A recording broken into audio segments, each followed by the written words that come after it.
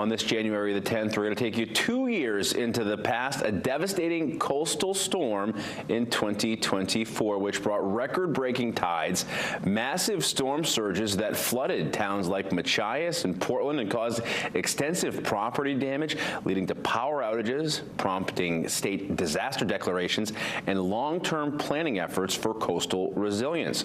Portland recorded its 4th highest storm tide ever.